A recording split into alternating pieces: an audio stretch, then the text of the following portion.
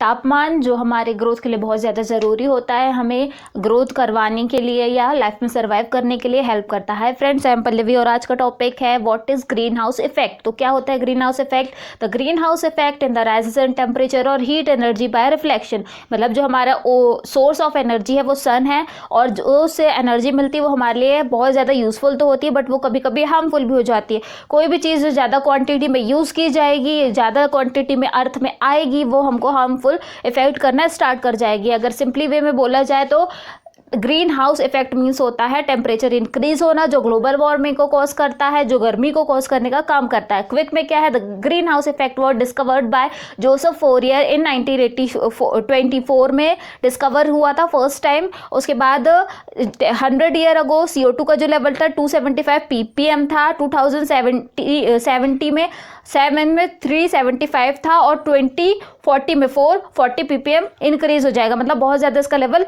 बढ़ जाएगा। उसके बाद है उसको कैसे राइट करना है, तो what is green house effect, उसके क्या क्या इफेक्ट है, डेफिनेशन क्या है, टाइप्स कौन से हैं। 2 काइंड ऑफ टाइप्स होते हैं, एक होता है नेचुरल, आर्टिफिशियल। एडवांटेजेस, इफेक्ट और कंट्रोल, किस टाइप से गवर्नमेंट उसको कंट्रोल कर रही है। उसके बाद है टाइप्स। फर्स्ट है नेचुरल ग्रीन हाउस इफेक्ट, मतलब जो नेचर के थ्रू मिल रहा है, जो हमको नेचुरल सोर्स यानी सन के थ्रू इफेक्ट करना स्टार्ट कर रहा है।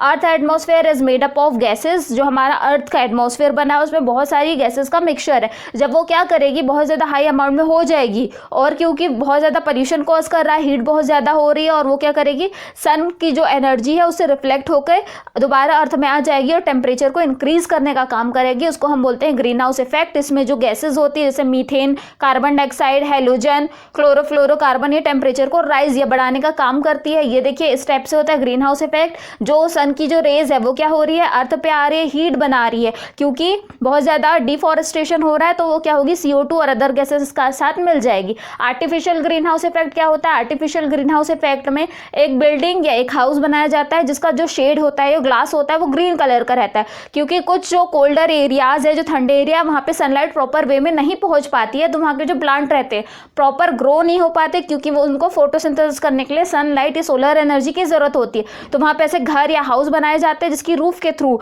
रेडिएशन क्या करते हैं, एब्जॉर्ब होता है, और वो फोटोसिंथेसिस की प्रोसेस करना स्टार्ट करते हैं, अपना ग्रो करते हैं, क्योंकि ये रेडिएशन बहुत टाइम तक रहती है, तो उनका डेवलपमेंट अच्छी तरीके से हो जाता है। इंडिया और इंडिया के बाहर बहुत सारी जगह ऐसी हैं जहाँ पे ये इनका डेवलपमेंट किया गया है और यूज़ किया जाता है। उसके बाद इस टाइप से ये होता है आर्टिफिशियल ग्रीन हाउसेज। ये देखिए इनका जो ग्लासेस है वो ग्रीन कलर का रहता है, और ग्रीन लाइट क्या करती है, सन की जो रे है, रेडिएशन है, उसको टोटली एब्जॉर्ब कर लेती है, और इस हाउस के अंदर बहुत सारे छोटे छोटे प्लांट्स हैं। उसके बाद है क्विक में क्या है, यूएस जो है, सिर्फ अकेला यूएस जो है 5 बिलियन टन्स ऑफ कार्बन को रिलीज करता, मतलब यूज करने के बाद एनवायरनमेंट में फैला जाता है। इंडिया में 159 million of ton carbon per year burn होता है या रिलीज होता है। उसके बाद कार्स हो गई, जो इंक्रीज हो रहा है वो 600 मिलियन मोटर व्हीकल वर्ल्ड में, पूरे वर्ल्ड में होता है इसका इफेक्ट। उसके बाद है इसके कॉजेस है नेचुरल। सबसे ज़्यादा कार्बन डाइऑक्साइड रिलीज होता है एनवायरनमेंट में, उसका जो है फॉरेस्ट फायर, जो भी ऑस्ट्रेलिया में हुआ था फॉरेस्ट फायर, जंगलों में आग लग जाती है, जिसके कारण कार्बन डाइऑक्साइड और अदर जो कोल है, कार्बन है, उनका जो क्वांटिटी है वो बहुत ज़्यादा हाई हो जाती है। वाटर वेपर्स हो गए, ग्रीन हाउस गैसेज जैसे carbon dioxide, methane, ozone, chlorofluorocarbon, fossil fuels जो बर्न होते हैं, मतलब जो कार्बन रिलीज करते हैं एनवायरनमेंट में, वो उनका प्रॉपर मैनेजमेंट नहीं होने के कारण वो क्या करते हैं, अदर जो गैसेज है या जो एयर है उसमें ऐड हो जाते हैं, और उसके लेवल को और एयर पोल्यूशन को कॉज करने का काम करते हैं, बहुत ज़्यादा इफेक्ट करने का काम करते हैं। उसके बाद ये बहुत ज़्यादा हार्मफुल इफेक्ट करते हैं, क्योंकि ये कंटिन्यूसली चलते रहते हैं, उनका लेवल बढ़ते जाता है। फिर है जो ह्यूमंस ने बनाया है, सबसे मेन जो कॉज है, हर जो पोल्यूशन इंक्रीज हो रहा है उसका सबसे बड़ा कॉज है डिफॉरेस्टेशन, मतलब पेड़ों का कटना, क्योंकि पेड़ क्या करते हैं, एक शेड प्रोवाइड करते हैं, जो भी गैसेज है उसको एब्जॉर्व कर लेते हैं, मेनली जो कार्बन डाइऑक्साइड है, क्योंकि उनको ग्रोथ के लिए बहुत ज़्यादा ज़रूरी होती है कार्बन डाइऑक्साइड।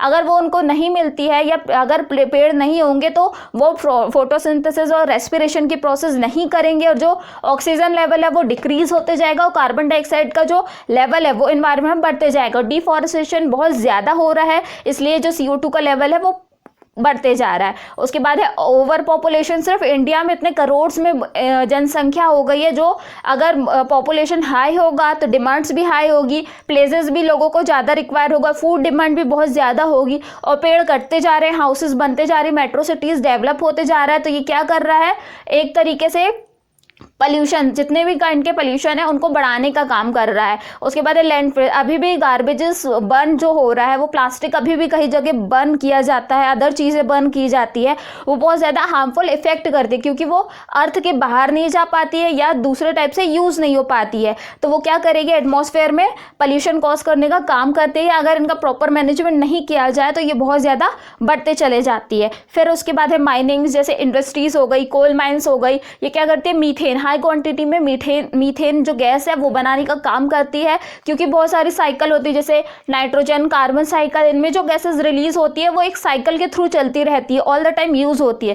पहले सॉइल में जाएगी, जैसे डीकम्पोज होगा, फिर उसके बाद वो अर्थ में कुछ क्वांटिटी में जाएगी, बट ये गैसेस क्या रहती है, ये एटमॉस्फेयर में ऐड हो जाती है, कभी भी कहीं रीयूजेबल नहीं रहती है। उसके बाद है क्लोरोफ्लोरोकार्बन, फ्रिजेस हो गई, एसी हो गई, इन सब चीज़ों से जो निकलती है क्लोरोफ्लोरोकार्बन वो कभी भी एब्जॉर्ब नहीं होती किसी भी सोर्सेज के थ्रू, तो ये क्या करती है, इन्वायरमेंट में हमेशा फैली हुई रहती है। उसके बाद है क्विक में क्या है, अकॉर्डिंग टू हु, मीन्स वर्ल्ड हेल्थ ऑर्गेनाइजेशन ने बताया था कि 7 million people die in 2012 because of pollution, because of green houses gases, because of air pollution, क्योंकि रेस्पिरेटरी बहुत ज़्यादा प्रॉब्लम हो रही है, सांस लेने में बहुत ज़्यादा प्रॉब्लम हो रही है। उसके बाद है current the USA experience about 20,000 earlier death हो रही है, क्यों, क्योंकि ये कार्बन का इमिशन कर रहा है। उसके बाद इफेक्ट्स क्या हो रहे हैं, सबसे ज़्यादा इफेक्ट होता है ह्यूमन हेल्थ पे, क्योंकि कोई भी चीज़ जो पोल्यूशन कॉज कर रही है वो हेल्थ पे बहुत ज़्यादा, जो ऑर्गन्स है उस पर बहुत ज़्यादा इफेक्ट करने का काम करते हैं।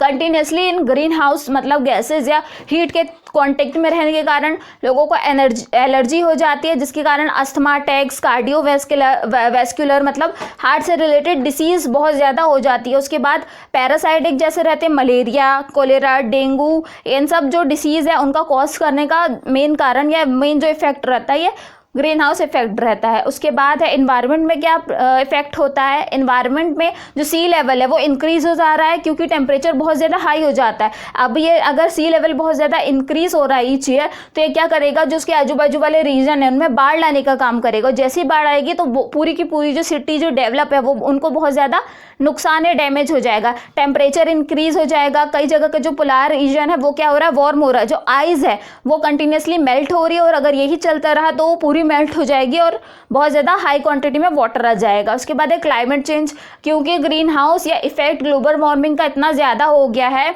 कि ये क्या करेगा, वार्म वेदर करेगा, कभी भी जो रेन वाटर साइकिल है वो चेंज हो जाएगी, मतलब कभी भी बारिश होने के बहुत ज़्यादा चांसेस रहते।